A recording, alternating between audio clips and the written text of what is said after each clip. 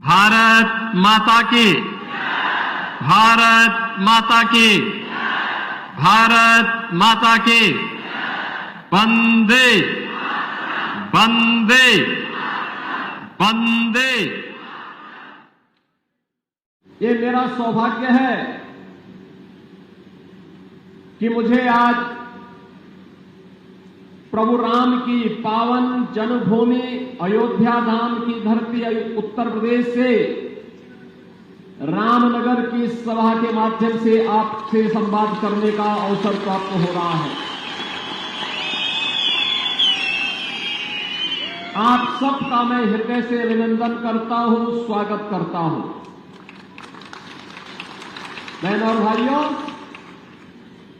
Double engine सरकार की क्या ताकत होती है, अगर इसका उदाहरण देखना है तो उत्तर प्रदेश के अंदर 500 वर्षों के बाद अयोध्या धाम में रामलला के भव्य मंदिर का निर्माण और रामलला का वहां पे विराजमान होना इसका उदाहरण है।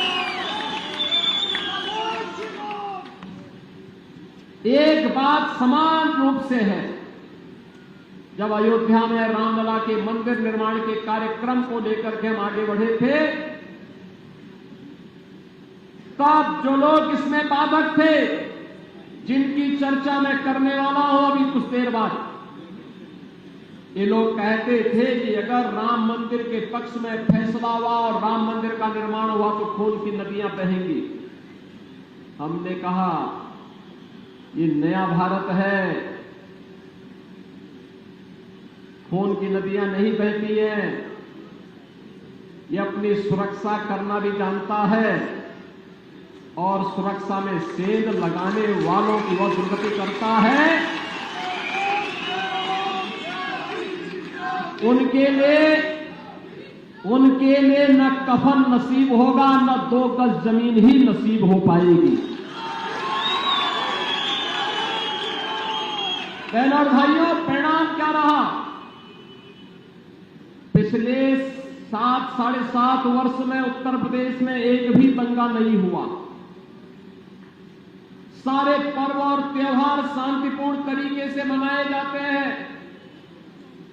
और आज आप डबल इंजन सरकार के कारण वहां के विकास को देखेंगे तो उस विकास के लिए जम्मू कश्मीर भी हकदार है, और इसी का आह्वान करने के लिए मैं आपके पास आया हूं।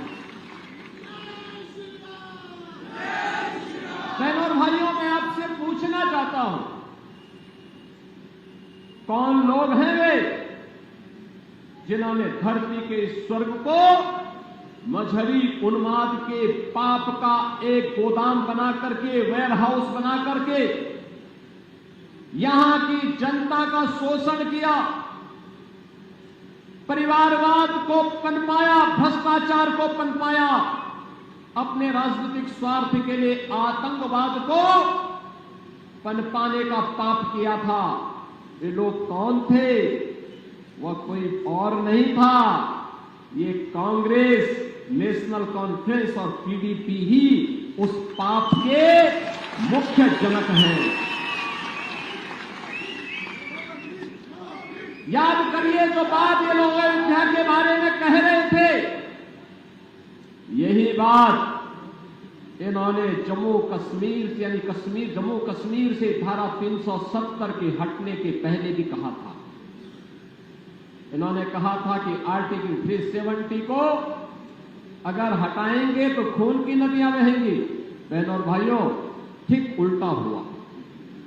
370 और 35A को हटाने के साथ ही कश्मीर में विकास तेजी के साथ आगे बढ़ गया।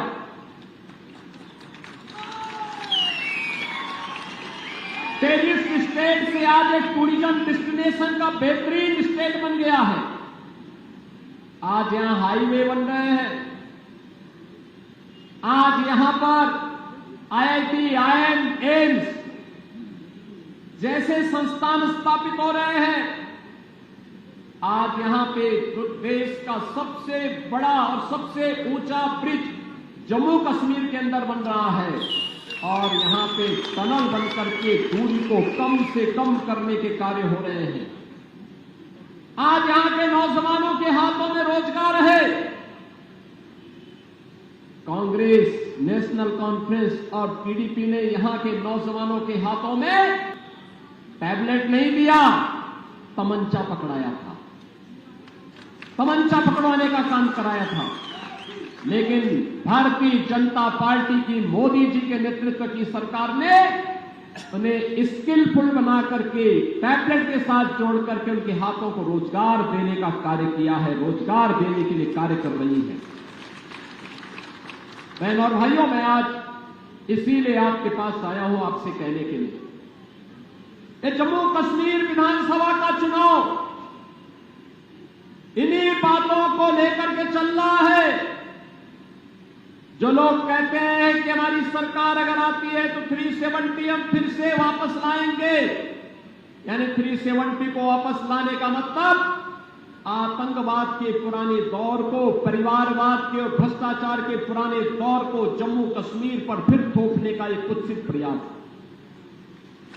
ये लोग वही लोग हैं जिनको शांति नहीं चाहिए, जिनको सौहार्द नहीं चाहिए, जिनको विकास नहीं चाहिए, जिनको केवल सत्ता चाहिए, सत्ता चाहिए। और सत्ता प्राप्त होने के बाद इनका व्यवहार क्या होता है, ये किसी से छुपा हुआ नहीं है।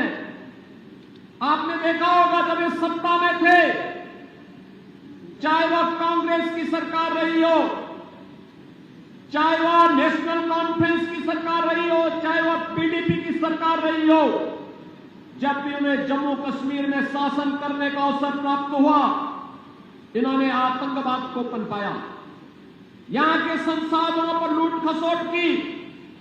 वर्ष में 12 महीने होते थे, 8 महीने ये यूरोप और इंग्लैंड में व्यतीत करते थे और बाकी 4